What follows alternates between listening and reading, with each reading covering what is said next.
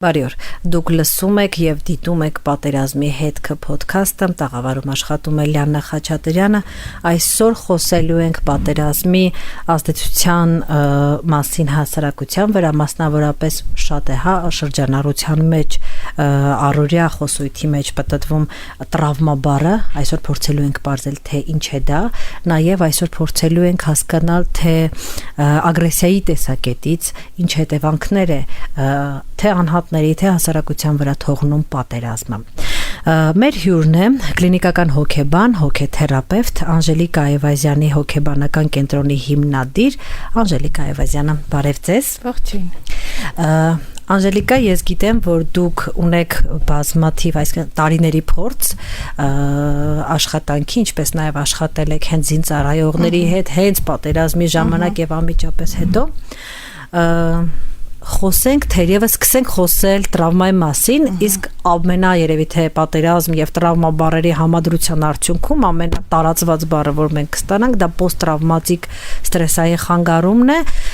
որի մասին շատերն են խոսում եւ կա մեծ գրականություն, որ այ պատերազմից հետո այս խնդիրը հաճախ է առաջանում, թե վետերանների մոտ, թե հասարակության տարբեր ներկայացուցիչների մոտ։ Նախ մի հատ փորձենք հասկանալ, սա ինչ է եւ որ դեպքում անհատը կարող է ասել, որ իր մոտ կամ կասկածել լրիվ լուրջ, որ իր մոտ այդ խնդիրը կա։ Շնորհակալ եմ հրավերի համար եւ թե սկսեմ սկզբից, որովհետեւ մի քանի հարցեր ներառեցիք, հերթով փորձեմ անդրադառնալ։ Նախ տրավմա բառին անդրադառնանք, ժամանակակից աշխարհում շատ տարածված ու նորաձև բառ է համարվում տրավման, բոլորը տրավմա ունեն, բոլորը տրավմա են տանում։ Իրականում կուզենամ մի փոքր ավելի մասնագիտական ու դրա իրական բնորոշումը ներկայացնել։ Սկսենք նրանից, որ ժամանակակից հոգեբանական գիտության մեջ տրավմա է համարվում այն բոլոր իրավիճակները, որի դեպքում մարդը ունեցել է սեփական կամ իր մտերիմների կյանքի, առողջության, անձեռնխելիության նկատմամբ որոշակի սպառնալիք։ Այսինքն, որի հետևանքով մարդու մոտ առկա է շատ ուժեղ վախ, շատ ուժեղ հուզական լարում, ընդհանուր անզորության զգացումներ նաև ներառյալ, այո, բայց հիմնականում սրանք վերաբերում են այն դեպքերը, որտեղ կա առանձնակի սպառնալիք մարդու կյանքի, առողջության, անձեռնխելիությանը։ Հետևաբար պարզապես, ինչ որ իրավիճակներ, որոնք մեզ մոտ կարող են ուղղակի տագնապ կամ վախ առաջացնել, դրա հետևանքով մենք խոսենք տրավմայի առաջացման մասին, այդքան էլ ճիշտ չի։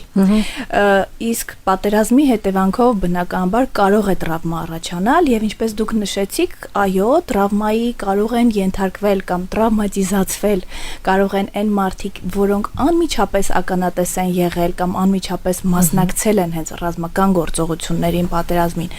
Դրանք սովորաբար այս խմբի մարդկանց տրավմատիզացիան կոչվում է առաջնային տրավմատիզացիա։ Եվ մենք կարող ենք խոսել նաև երկրորդային տրավմատիզացիայի մասին, այսինքն երկրորդային տրավմատիզացիայի կարող են ենթարկվել այն մարդիկ, ովքեր անմիջականորեն չեն մասնակցել գուցե նաև ռազմական գործողություններին, բայց իրենց մտերիմը, իրենց հարազատը, իրենց ազգականը կամ չգիտեմ ինչ որ վիդեոների, ինչ որ առնչություն են ունեցել նման գործողությունների, որոնց հետևանքով կարող են ունենալ նաև երկրորդային տրավմատիզացիա։ Բայց եթե շարունակեմ ձեր հարցը ու պատասխանեմ, որն է հետ տրավմատիկ ստրեսային խանգարումը, ապա տրավմայից մինչև հետ տրավմատիկ ստրեսային խանգարում հասնելը բավական երկար ճանապարհ պետք է անցնել, պատկերավոր ասած, սովորաբար ուժեղ տրավմատիկ ապրումներից հետո, իսկ մենք արդեն հասկացանք, որ պատերազմը նաև հենց այդ ուժեղ տրավմատիկ փորձ է իրենից ենթադրում, ուժեղ տրավմատիկ ապրումներից հետո այդ դեպքից մոտավոր 3-4 օր հետո ցանկացած մարդ կարող է ունենալ որոշակի սուր ռեակցիաներ։ Իր կյանքի ցանկացած ոլորտում, սկսած հիշողությունից, իմացական գործընթացներից, մինչև մարմնի որոշակի ռեակցիաներ, մարսողական խանգարումներ, քնի խանգարումներ, երազներում անընդհատ կրկնվող պատկերներ տեսնել, երբեմն նաև արթմնի ժամանակ դրանք կոչվում են ֆլեշբեքեր, նման պատկերներ տեսնել, այն բոլորը, ինչը կհիշեցնի տվյալ մարդուն տրավմատիկ փորձի մասին։ Բայց սովորաբար տրավմատիկ փորձից անմիջապես հետո մինչև 3-4 օր ընկած ժամանակահատվածում դրանք մարդկանց մեծամասնության մոտ այդ ռեակցիաները կարող են լինել Բայց հետո կամած բթանում է։ Բայց դա կախված է եւ տրավմայի ինտենսիվության աստիճանից, եւ կախված է մարդու անհատական առանձնահատկություններից, թե ինչքանով է ինքը օրինակ ստրեսադիմացկուն, եւ կախված է նաեւ թե ինչքանով ինչ իրավիճակում է նա հիմա գտնվում։ Ինչպիսի օգնություն է օրինակ հոգեբանական, արդյոք ստացել է առաջնային հոգեբանական օգնություն նման իրավիճակից հետո։ Սովորաբար իմ կողմից նշված այս ծայրահեղ ռեակցիաները հոգեբանության մեջ կոչվում են աննորմալ իրավիճակների նկատմամբ նորմալ ռեակցիաներ։ Բայց ինչպես արդեն նշեցի, այդ 3-4 օրվա ընթացքում, եթե մարդու հոգեկան գործընթացները ստրեսակայուն են, եթե մարդը ինքը ստրեսակայուն է, եթե տրավմայի խորությունից էլ պայմանավորված, հա, ասենք, ինչպիսի ինտենսիվության ու ուժգնության է եղել պատճառված տրավման, եւ նաեւ տվյալ մարդուն տրամադրված հոգեբանական աշխատանքից այս ստացած տրավմայի հետևանքները կարող են տարբեր լինել։ Դուք ճիշտ նշեցիք, դեպքերից առաջինում այդ կարող է հանգեցնել, որ աստիճանաբար մարեն այդ ռեակցիաները ու վերջ ավարտվի, հա, ինչ որ հետագա դրսևորումներ չունենա։ Այդ լավագույն սցենարը։ Ավելի վատ սցենարի դեպքում, որտեվ ինչ եմ ասում ավելի վատ, որտեվ հեսա կխոսենք նաև ամենավատի մասին։ Դրանից էլ ավելի վատ սցենարի մասին, ավելի վատ սցենարի պարագայում մենք արդեն խոսում ենք սուր ստրեսային խանգարման մասին։ Սուր ստրեսային խանգարումը ի հայտ է գալիս կամ դրա բնորոշումը մենք տալիս ենք այն դեպքում, եթե տրավմատիկ իրավիճակից հետո իմ կողմից նշված սիմպտոմատիկան, այսինքն ֆլեշբեքեր, то есть տրավմատիկ իրավիճակի վերաբերյալ բարբերաբար ռեալ հիշողություններ կամ մարդը ունի զգացողություն, որ ինքը հենց այդ պահին դեռևս գտնվում է հենց այն իրավիճակում, օրինակ ինքը բարբերաբար տեսնում է, թե ոնց է իր մոտ ինչ որ ռումպայթ կամ իր աչքին անընդհատ երևում են այն մարդիկ, ովքեր, հա, այդ տրավմատիկ իրավիճակում էին, արկի պայթյունի ձայներն է լսում եւ այլն։ Ստեղ կարող են լինել կրկնվող երազները, ստեղ կարող են լինել մարսողական ոլորտի խանգարումներ, ցանկացած, հա, խանգարում։ Այն ինչը որ նշում էի նաեւ 3-4 օրվա ընթացքում էին լինում, բայց դրանք կարող են մարել եւ դրանք կարող են շարունակվել, ու շարունակվելու դեպքում, եթե շարունակվում են մինչեւ 4 շաբաթ, մենք արդեն խոսում ենք սուր ստրեսային խանգարման արկայության մասին։ Այս դեպքում եւս մենք արկա է եւ հոգեբանական օգնության կարիք, եւ նաեւ սոցիալական միջավայրի կողմից աջակցության կարիք, ընտանիքի անդամների կողմից, հա, մտերիմ մարդկանց կողմից աջակցություն, եւ այս դեպքում եւս կախված տրավմայի ինտենսիվությունից, կախված մարդու առանձնահատկություններից եւ միջամտության առանձնահատկություններից սուր ստրեսային խանգարումը կարող է ձեր ասածի նման մարել եւ կարող է ցավոք բերել ավելի վատ հետևանքների։ Ավելի վատ հետևանքները արդեն ձեր կողմից նշած հետ տրավմատիկ ստրեսային խանգարումն է։ Իրականում ձեր հարցում, ինչպես նշեցիք, ոնց հասկանանք, որ այդ մարդը հետ տրավմատիկ ստրեսային խանգարում ունի թե չէ, առաջինը ասեմ, որ հետ տրավմատիկ ստրեսային խանգարում ախտորոշումը իրավունք ունի դնել միայն հոգեբույժը։ Հա, դրա համար ես ինձ ասма ուղեցի եւ երբ որ մարդը կասկածի, որ ինքը ունի եւ դիմի արդեն մասնագետի։ Կարող է կասկածել, եթե իր մոտ կլինեն որոշակի սիմպտոմներ, որոնց մասին ես հիմա կփորձեմ ավելի մանրամասն նշել, բայց վերջնական կարծիք կամ ախտորոշում դնել, որ չէ ինձ մոտ հետ տրավմատիկ ստրեսային խանգարում է, որովհետեւ օրինակ ես պատերազմի մասնակից եմ, այդ կարող է անել միայն հոգեբույժը, որովհետև ինչպես այստեղ ուզում եմ նշենք հոգեբանը չէ, հոգեբույժի մասին է խոսքը։ Հոգեբանը, նայեք, մասնագետին դիմելիս գուցե այս մարդը օրինակ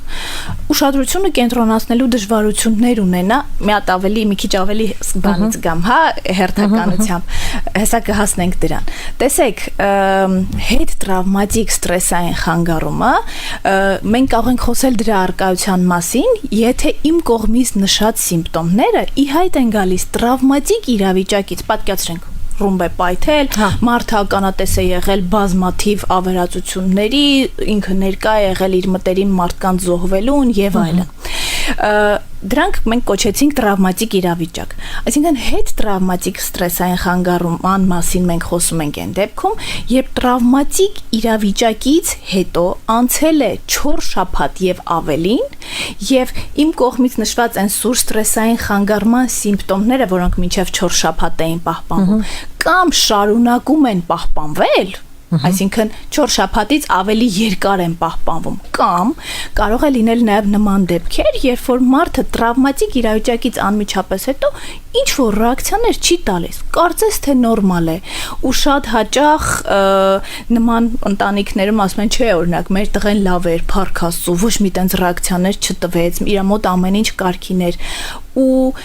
հետ տրավմատիկ ստրեսային խանգարման դեպքում այդ սիմպտոմները սկսում են ի հայտ գալ տրավմատիկ դեպքից ամիսներ, շաբաթներ, երբեմն անգամ տարիներ անց։ Այսինքն, եթե 20 թվականին պատերազմ ա եղել, մեկ էլ կարող է 22 թվականին տվյալ մարդու մոտ ի հայտ գան ինչ որ հիշողություններ, պատկերներ, ի հայտ գա քնի խանգարումներ, ի հայտ գա նորից գլուխ բարձրացնեն որոշակի այն սիմպտոմները, որոնք իմ կողմից նշվեցին որպես սուր ստրեսային խանգարման սիմպտոմներ, որոնք ի հայտ էին գալիս տրավմատիկ իրավիճակից հետո 4 շաբաթ անց։ Այսինքն ինքը կարա ավելի ձգված լինի, կամ սուր ստրեսային խանգարումից հետո երկար պահպանվի, կամ չլինեն այդ սիմպտոմները ու հետո դրսևորվի։ Այս դեպքում մենք խոսում ենք արդեն հետ տրավմատիկ ստրեսային խանգարման առկայության մասին, որի սիմպտոմները բազմազան են, սկսած իմացական գործընթացների վրա ազդեցությունից, մինչև քնի վրա ազդեցություն, մեղքի զգացում, ցանկացած նաև մարմնական ոլորտում դժվարություններ ու ինչու՞ չէ նաև սոցիալական դեզադապտացիա։ Որովհետև սովորաբար նման մարդկանց մոտ կարևորագույն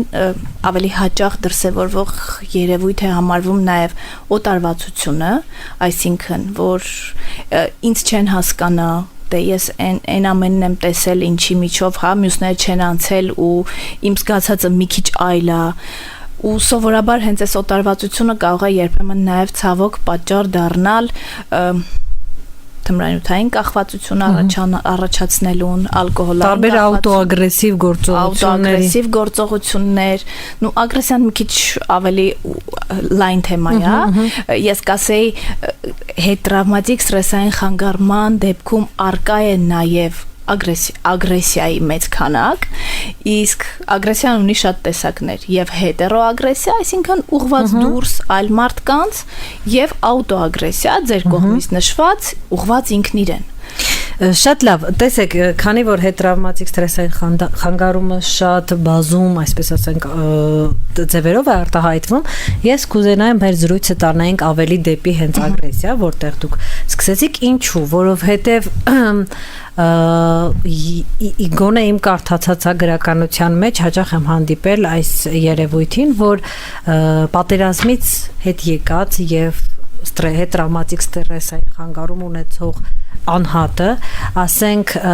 առօրյա մարդկային, ասենք, բանավեճի մեջ կարող է իրեն այնպես պահել, ասես նա պատերազմի դաշտում է, այսինքն չափից դուրս շատ ագրեսիվ իրեն պահել,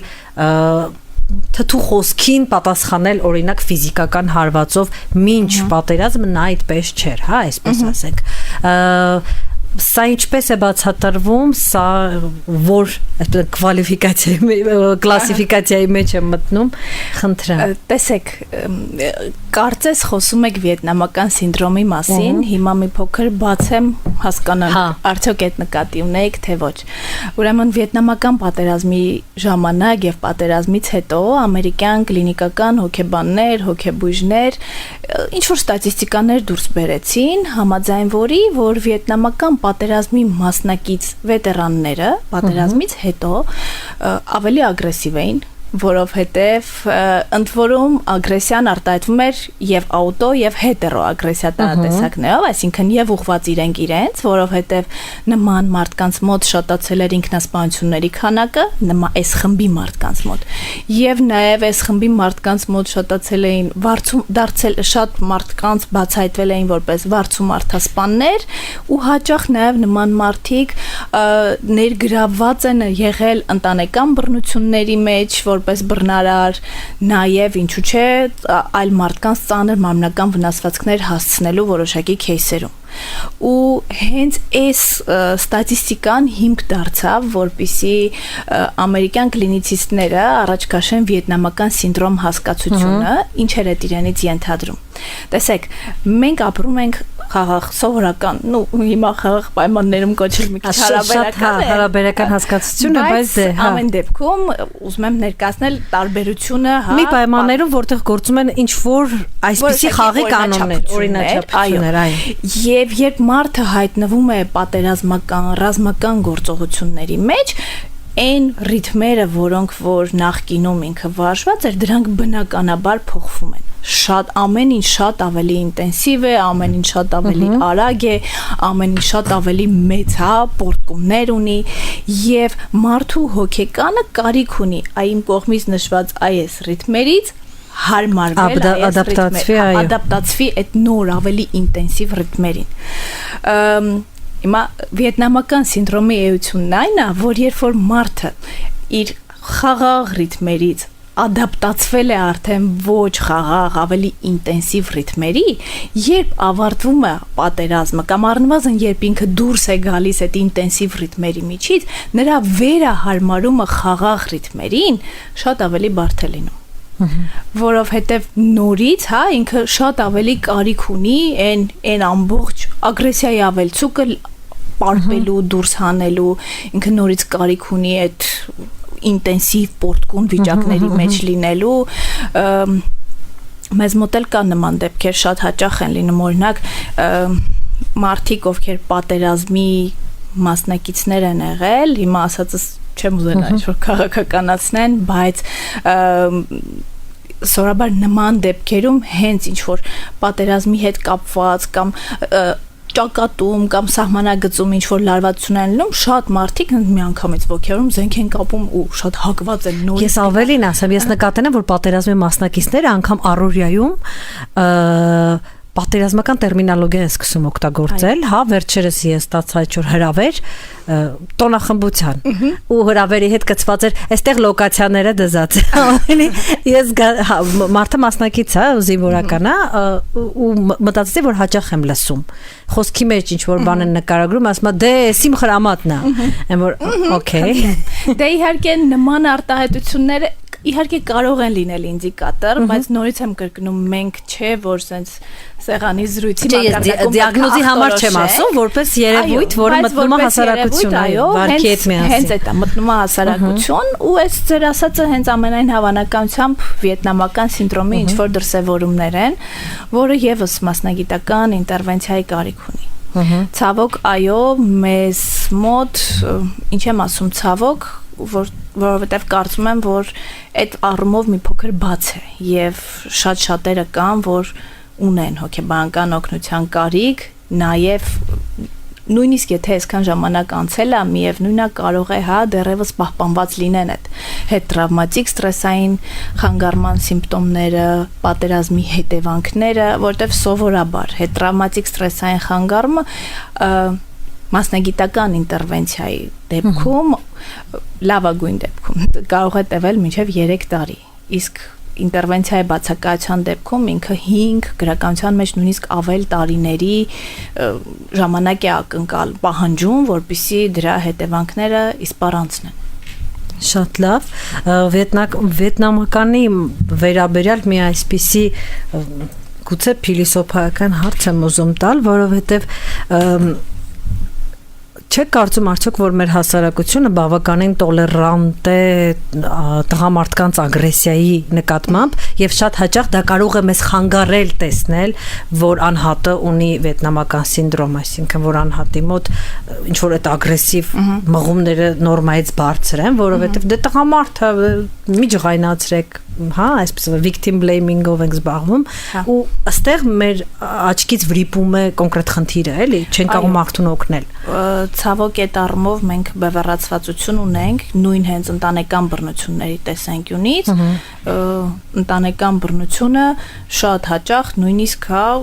համարվում է, որ իրանց ընտանիքի գործն է, ինչ ուզում են թող անեն, իրանք իրանց հարցերը կլուծեն։ Բայց սա եւս կարող է դրա դրսևորում լինել ու այո, ճիշտ նշեցիք, մեզ մոտ այդ առումով սեռական ինչ-որ դիֆերենցիացիաներ դնելը մի քիչ չափազանցված է, այո։ Շատ լավ, վերադառնանք տրավմատիզացիային, բայց երևի թե ավելի շատ հասարակական, ես օրերս սոցիոլոգի հետ եմ խոսում եւ նա պատմեց, որ պատերազմից հետո կարելի ասել օրինաչափություն է դիսկուրսների ռադիկալիզացիան, այսինքն բոշափչացած, այսպես դիսկուրսները, ծայրահեղացումը, մարդկանց խմբերի իրար հանդեպ ագրեսիվ տրամադրվածությունը, աուտոագրեսիան անգամ խմբային, հա, այդ որ մենք ինչ ազգ ինքնամեղադրական հա, մենք ինչ ազգ այս ամեն ինչը ընդհանրապես ուսումնասիրված է հոգեբանության մեջ, ինչով է բացատրում եւ ինչպես սա բուժել։ Ձեր ասածի մեջ երկու արդեն ծայրահեղ բան կա։ Արդյոք հասարակությունը Դե ես էլ հասարակության մաս եմ։ Արդյոք հասարակությունը տրավմայի մեջ է։ Մենք չենք չափել ամբողջ հասարակությունը ինչ որ հա չունենք այս բանը ինչ որ գործիք, որ ասենք որ համատարած բոլորը։ Բնականաբար հասարակության մեջ կլինեն եւ առողջ տարրեր, եւ կլինեն մարդիկ, ովքեր գեր տրավմատիզացված են, եւ կլինեն ինչ որ միջանկյալ դիրքում գտնվող մարդիկ։ Այսինքն ընդհանուր ասել հասարակությունը տրավմատիզացված կարծում եմ մի քիչ լայն է։ Հատկապես որ ինչպես նշեցի, հենց նույն տրավմա եզրույթի կիրառումը ինքն արդեն իսկ որոշակի կրիտերիաներ է ակնկալում, որպեսզի համապատասխանեցվի, հա, համապատասխանի այդ եզրույթը կիրառելուն։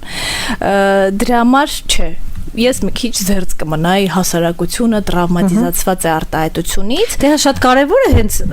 հերքելն էլ, որովհետև ցավոք սրտի նույն իմ գոլեգաները մամուլը շատ է սիրում այդ արտահայտությունը, ես հատուկ հարցրեցի, որ ճիշտ է, ավելի թափ փորձենք գնահատել իրավիճակը։ Չէ, ես կարծում եմ շատ ավելի մեղմացված կլինի, երբ մենք խոսենք, որ այո, մեր հասարակության մեջ կան որոշակի խմբեր, որոնք ունեն տրավմաներ, բայց հասարակությունը տրավմատիզացված է այդ չափազանց լայն արտահայտությունը։ Շատ լավ։ Ինչպես փորձենք վերադառնալով հա վիետնամական սինդրոմին, ինչպես փորձենք օգնել մեր հարազատին։ Ես ենթադրում եմ, ուղղակի եթե ես սխալ եմ, որ դիցուկ ինչ որ մենք ունենք հարազատ, ով մասնակցել է պատերազմի, վերադարձել է պատերազմի ու որոշ ժամանակ անց մենք հասկանում ենք, որ նրա ռեակցիաները բավականին սուր են, բավականին ագրեսիվ են, հա։ Ընդ որում խոսքը վերաբերում է ոչ միայն սուր լինելուն։ Այ որ դեպքում մենք որ շատ ինքնամփոփ է դարձել, ընդհակառակը ընդհանրապես ագրեսիվ չի, ոչ մի բանի հավես չունի, ընդհանրապես ներառված չի սոցիալական, հա, որոշակի գործընթացներին, շատ ավելի լռակյաց է դարձել, ինքնամփոփ, ներամփոփ, այս մյուս բևեռն էլ կա։ Ու այս եւս կարա դրա հետևանք լինի։ Այսինքն, եթե ձեր հարցին ընդհանուր պատասխանեմ, ապա այն բոլոր դեպքերում, երբ նկատում ենք, որ մեր ազգականը, մտերիմը փոխվել է, նախկինի առաջվանը չի, ռեակցիաների սրության կամ ընդհակառակը նվազման տեսանկյունից շատ ավելի տխուր է, անտրամադիր, խոսելու, ներառվելու տրամադրություն կամ ցանկություն չունի եւ հակառակը դարձել է բռնկուն, ագրեսիվ, անընդհատ, հա, ինչ որ։ Այս դեպքերում ես կարծում եմ ամենակարևորը, եթե մենք լայն շերտերի մասին ենք խոսում, շատ մեծ, հա, օգնություն տրամադրելու, առաջնայինը փսիխոէդուկացիան է։ հոգեկրթությունը, երբ մենք կարողանանք բացատրել, երբ մարդիկ ինֆորմացիա ունենան նման իրավիճակներից հետո մարդկային հակազդումների առանձնահատկությունների մասին եւ հասկանալու որն է նորմալ, որն է որ մենք կարող ենք նաև թեկուզ ընտանեկան,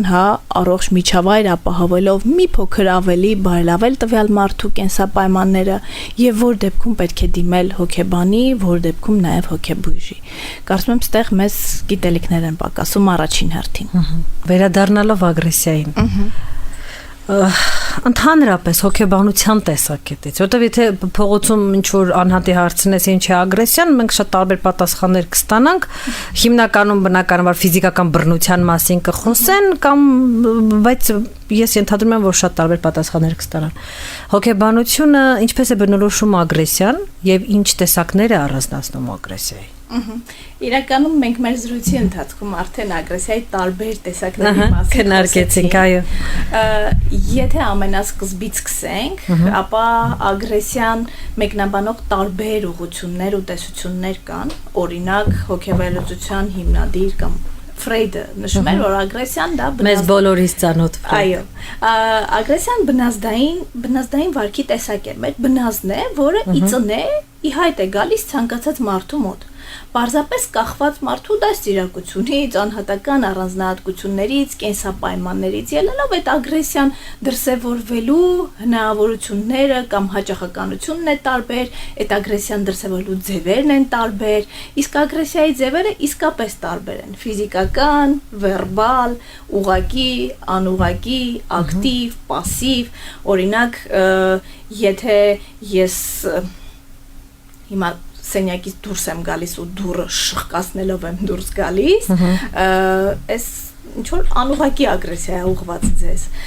բայց եթե շղկացնելով դուրս եմ գալիս, հետո եմ վերադառնում, ասում եմ, բայ կներեք, քամին էր, այս դեպքում արդեն մենք խոսում ենք պասիվ ագրեսիայի մասին, կամ վերբալ ագրեսիա, օրինակ հայհոյանքները, անեծքները, ու այդ տեսանկյունից մեր հասարակության մեջ, եթե մենք նայենք, ագրեսիայի դրսևորման է։ Ագրեսիան ամենուր է։ Այդ բոլոր տեսակներն ամենուր է, հիմա ագրեսիաներ հետ։ Տեսակները կան։ Ու այո, եթե մենք Ֆրեյդի տեսանկյունից ենք մեկնաբան, որ ագրեսիան բնազդային վարքաձև է, այո, շատ նորմալ է, որ ցանկացած մարդ ունենա ագրեսիա,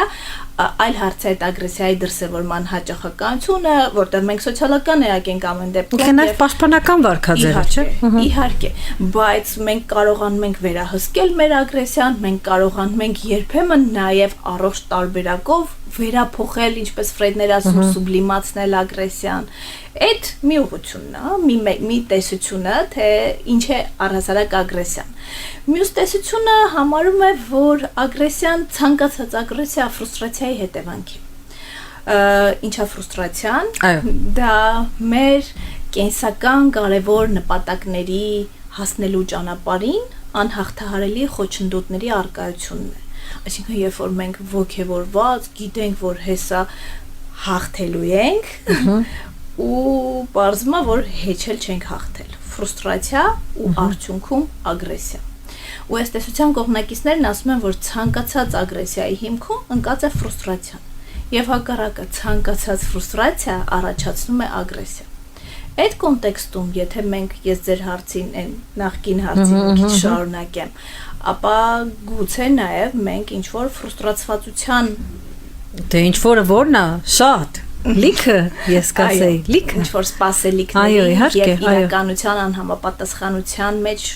հատկապես պատերազմից հետո դա այնքան մեծ ֆրուստրացիա էր հասարակական, որտեղ մենք ով կմտածեր, որ մենք Բաքու ենք հասնում։ Այո, ու հենց ֆրուստրացիայի դրսևորումը հենց այդ ծայրահեղության մեջ է, որ մենք Բաքու ենք հասնելու, մեկ էլ ոնց թե հերիք չի Բաքու չենք հասնում, Արցախ։ Մի հատ էլ Շուշին չկա ու Արցախ չկա, այո։ Այս է ֆրուստրացիա։ Ու ֆրուստրացիան միշտ իր հետևից բերում է ագրեսիա։ Ինչ տիպի ագրեսիան կլինի՝ աուտո, թե հետերո, ֆիզիկական, թե վերբալ, այս խիստ անհատական է։ Ինչպես արդեն ասացի, աուտոն ուղղված է ինքն իրեն, ու այս պարագայում այո կարող են լինել նաև ինքնամեղադրական դրսևորումներ։ Դե սա խմբային մակարդակով էլ է երևում, չէ՞, այսինքն կա ագրեսիայի տեսակ, որ մենք ենք մեղավոր, կամ ինչ որ առանձին խմբեր են մեղավոր, sense ուզում եմ դա ես մեղավորը դա աուտոագրեսիա, վերբալ աուտոագրեսիա, այսինքն ես խոսքային մակարդակում ինքս ինձ ուղղում եմ իմ ագրեսիան, բայց կարա սրա ավելի ծանր դրսևորումը լինի, օրինակ ֆիզիկական աուտոագրեսիա, ենթադրենք ես ինքս, հա, իմ ագրեսիան ուղղում եմ ինքս ինձ ու ինքնամնասող գործողություններ եմ անում, իմիջիալոց շատ հաճախ ինչ որ դաջվածքներ սեփական մարմնի վրա։ Իսկ ասենք ռիսկային շատ արագ մեքենա քշելը դա նույնպես։ Տեսեք, հոգեբանության մեջ համարվում է, որ ցանկացած գործողություն, որը ուղղակի կամ անուղղակի ձևով ավելի մոտեցնում է մարդու մահը, աուտոագրեսիայի դա կոչվում է աուտոդեստրուկտիվ կամ ինքնակայքայիչ վարք, դա աուտոագրեսիայի տեսակ է, այսինքն եթե ես մեքենա եմ վարում, արագ ավտոմեքենա վարելը, էքստրեմալ սպորտաձևերով զբաղվելը, երկար ժամանակ որոշակի առողջական խնդիրներ ունենալը, համառորեն չբուժվելու, հա, մտադրությունը, որ մարդը ակնհայտ գիտենք, որ ինքը ինչ որ սիմպտոմներ ունի, բայց միևնույն է բժշկի չի գնում։ Հյուծող աշխատանքին տրվելը, առանց հանգստանալու աշխատելը, սրանք բոլորը աուտոագրեսիայի տեսակներ են, այսինքն դրանք այս կամ այն կերպ, ուղղակի կամ անուղղակի ձևով կրճատում են մեր կյանքը, ազդում են մեր առողջության, մեր կյանքի որակի վրա, խմելը, ծխելը, թմրանյութեր օգտագործելը, սրանք եւս համարվում են աուտոագրեսիվ վարքի տեսակներ։ Մեր հասարակության մեջ բևեռականացում կա այդ առումը, որ տղամարդիկ, ասենք տղամարդկանց պարագայում շատ հաճախ ագրեսիվությունը կարա դիտվի, որ քաջ են, դուխով տղամարդ է։ Հա։ Կանանց դեպքում այդ կանանց ագրեսիա ապրես, հա, то есть մի քիչ ուրիշ ձև է անցալում կանանց ագրեսիան։ Դրա համար շատ հաճախ կանայք իրենց ագրեսիան դրսևորելու ձևերը մի քիչ ավելի ուրիշ ձև է։ Ասենք օրինակ ջղային ամուսնու վրա, բայց այն ձեր ասած բռնար ամուսնու։ Ինչ ա եղել ոչ մի բան, բայց ամաներ շխշխկալով, հա, ինչ որ լվանում է կամ այդ ակտիվ ինչ որ, հա, անուղղակի ակտիվ ագրեսիա։ Բայց կա հակառակը, ընդհանրապես չի խոսում։ Ին հարց են տալիս կնոջ, ինքը չի պատասխանում, նեղացած է։ Ձայն չի անում, էս էլ է ագրեսիայի տեսակ, բայց դրամա եմ ասում, կախված թե նաև մեր հասարակության սպասելիքները։ Նեղանալը ինքը ագրեսիա է։ Իհարկե։ Նեղանում եմ, ձեն չեմ հանում, նեղանում եմ, չեմ խոսում։ Հա։ Այդ անուղղակի ագրեսիա է, անուղղակի պասիվ ագրեսիա։ Ահա։ Հա, շարունակեք, խոսում ենք, կանանց մասին ենք խոսում, ձեզ ընդհատեցի։ Այսինքն դա բերում է նրան, որ կանանց մոտ ագրեսիա մի քիչ ուրիշ ձև է արտահայտվում։ Ագրեսիայի դրսևորման ձևերը կախված մեր սոցիալական սպասելիքներից, սոցիումի վերաբերմունքից, կանանց եւ տղամարդկանց մոտ կարող են տարբեր կերպ արտահայտվել։ Վախերը։ Ինչից։ Ընդհանրապես սկսած նրանից, որ ինչ որ ապագայի հանդեպ, պատերազմի հանդեպ հրավառություններից, ձայներից, այս ամեն ինչը նույնպես կարող է տեսականորեն բերել ագրեսիայի դրսևորումների, թե իրանք տենց ուղղակի կապ չկա այստեղ։ Տեսեք, վախեր, սկսեմ վախերից, հետո նաև ես ասում դա առանձին կլաստեր է, բայց դե առհասարակ հետ պատերազմյան շրջանում ամենահաճախ հանդիպող խանգարումներից են համարվում տագնապային խանգարումները, որը վախի հետ է կապվում, վախը, տագնապային վախերը, ֆոբիաները ձեր կողմից նշված տագնապային խանգարման տարատեսակ են համարվում ու դրա հիմքում միշտ ընկած է տագնապը անորոշություն, հա, անորոշության նկատմամբ վախ կամ նաև որոշակի տրավմատիկ իրավիճակների վերապրումը։ Իսկ ձեր կողմից նշված հրավառության հետևանքով ինչ որ վախերը, դրանք ես կարծում եմ ավելի պայմանավորված են այն հանգամանքով, որ շատ հաճախ հատկապես պատերազմի մասնակից մարդկանց համար այդ պայթյունը, այդ բարձր ձայները իրենք կարող են ասոցացվել ռազմաճակատում իրենց ավելի դες ֆլեշբեքային թեմա է, ֆլեշբեքային ինչ որ բան կարող է նրանց մոտ առաջացնել, որը նաև տրիգեր դառնա հետագա այլ որոշակի դրսևորումների առաջացմանը, այնպես որ այդ այո, իսկապես ցանկալի կլինի մի փոքր ավելի քչացնել հրավառությունների քանակը։ Շատ լավ, մեր հաղորդման ժամանակը ցավոք սրտի մոտենում է ավարտին, այդուհանդերձ ես ուզում եմ հաղորդման վերջում վերադառնանք այնտեղ, որտեղից սկսեցինք, հետ տրավմատիկ ստրեսային խանգարումից եւ ընդհանրապես տրավմատիզացիայից։ Ընդհանրապես սա կարելի է շտկել, որովհետև տեսեք դուք ասացիք, ասում են,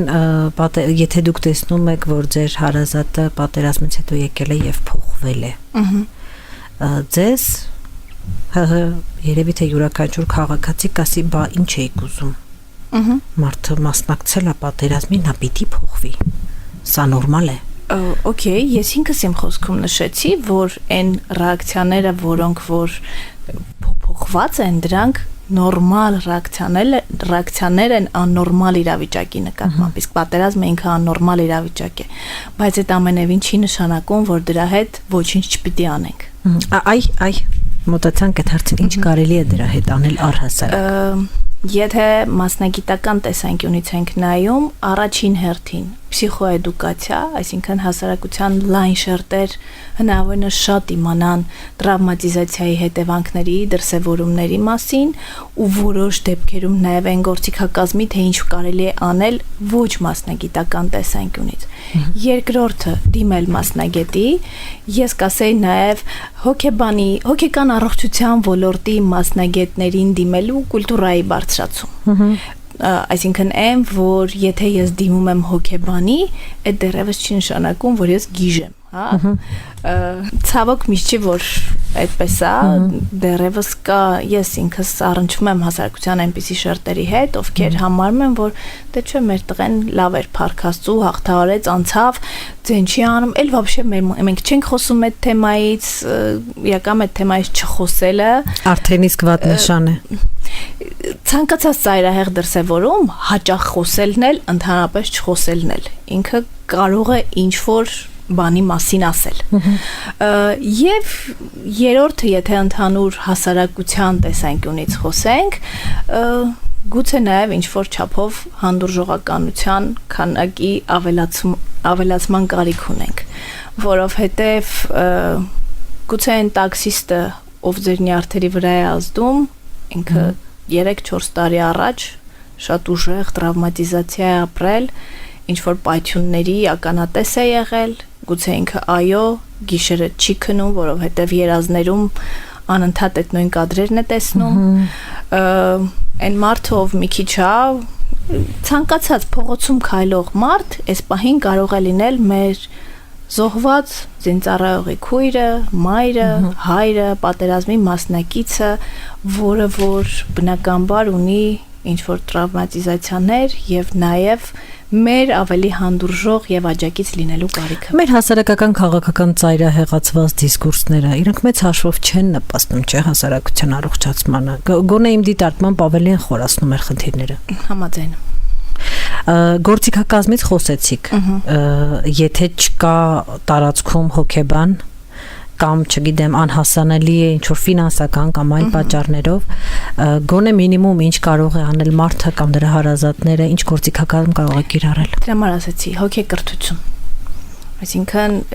առնվազն ինքը իմանա, թե իր հետ ինչ է կատարվում, հասկանա իր հետ կատարվում։ Սա կարելի է պարզապես Google-ով, հա, չգիտեմ, մի քիչ վտանգավոր կլինի։ Ինչ-որ գրքեր խորտ կտակ։ Քիչ ժամանակ ունենք։ Իսկ ոչ թե գրքեր, այլ գուցե նաև հենց մեր մասնագետների բացնա, այստեղ ունենալ ինֆորմացիոն, ինչ-որ վիդեոներ, հոլովակներ, որոնք կպատմեն, թե նման իրավիճակներում ինչ կարող է տեղի ունենալ մարդու հետ, որն է նորմալ, որ դեպքում կարելի է դիմել մասնագետին, չգիտեմ, տագնապի նոպայի դեպքում ինչպես կարելի է շնչառության միջոցով ենթադրենք ինքնակարգավորվել,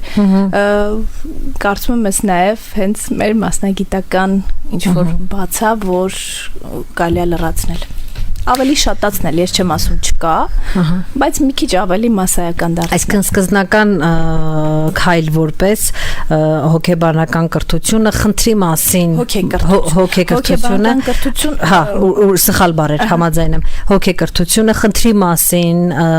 հնարավորինս շատ ինֆորմացիա ստանալ խոսելուց զերծ մնալը, այսինքն այն, չգիտեմ, ստիգմայի հարց են, որ ոյ ամոթ է, սենց էլ հիմա արդեն անցել է այդքան ժամանակ, էլ ինչի ենք մենք նորից այդ թեմայից խոսում, այսինքն թեմայի վրա տաբու դնելը եւս կարող է վնասակար լինել կամ ինչ որ ստիգմաներ դնել, որ ամոթ է, չի կարելի, սրանցից զերծ մնալը։ Շատ լավ, շատ շնորհակալություն, մեր հաղորդումը մեր ոդքասթը մոտեցավ ավարտին, ես մեր բոլոր նրանց, ովքեր մեզ լսում էին, հիշեցնեմ, որ Media Lab-ի եթերում պատերազմի հետքը ոդքասթներ, այսօր մեր հյուրներ Անժելիկա Այվազյանի հոգեբանական կենտրոնի հիմնադիր, կլինիկական հոգեբան, հոգեթերապևտ Անժելիկա Այվազյանը, տաղավարում աշխատում էր Լիաննա Խաչատրյանը, եղեք առողջ, կհանդիպենք։